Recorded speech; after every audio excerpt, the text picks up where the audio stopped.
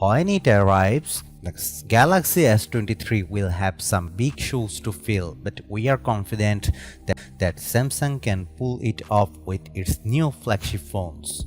Among this year's releases, the Galaxy S22 and Galaxy S22 Plus felt a lot more iterative than innovative, but the Galaxy S22 Ultra had no such problem bringing the Galaxy Note back to life.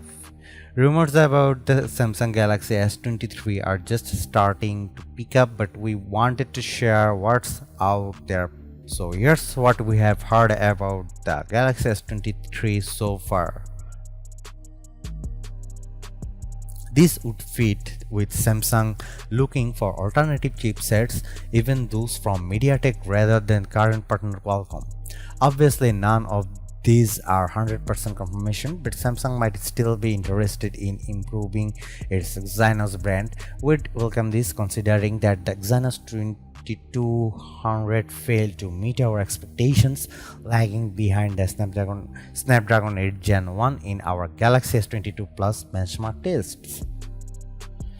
The only other thing we have heard is that Samsung might refer to the Galaxy S23 internally as Project Diamond. Previously, some thought this code name instead referred to a third foldable, but that's apparently not the case according to DSCC analysis Ross Young.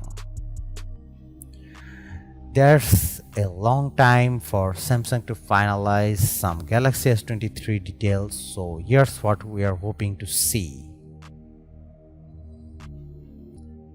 There's a long time for Samsung to finalize some Galaxy S23 details, so here's what we are hoping to see.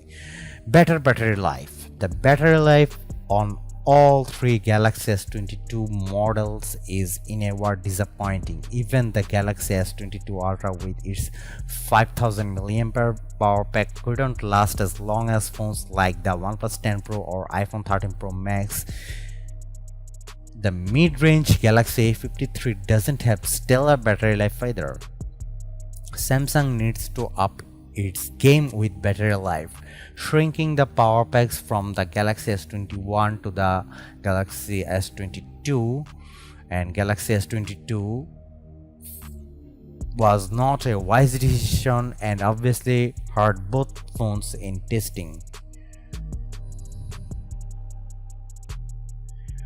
Better cooling. It's no secret by now that the Samsung 8 Gen 1 chip runs hot. This causes it to hit throttling problems, especially in intense games. Samsung also got caught intentionally throttling some apps to preserve system performance.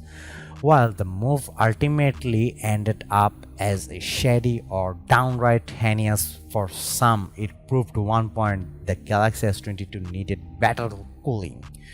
The OnePlus 10 Pro features a new cooling system that makes the phone noticeably more comfortable after long gaming sessions than the Galaxy S22 Ultra. In my experience, we are not asking for something on the level of the best gaming phones, but the S22 can get really hot.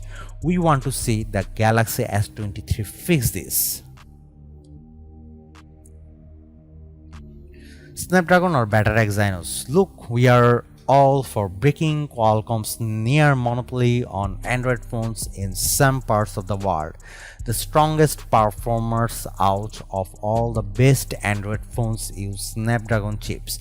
While Apple Silicon is still miles ahead in some ways, Samsung's Exynos processors are inferior to Qualcomm in many others. We all had high hopes for the flagship Exynos 2200 with its AMD powered graphics, but the chip ultimately proved lackluster at best. Samsung either needs to figure out why Exynos chips lag behind Snapdragons, or it needs to give up and use Snapdragons everywhere.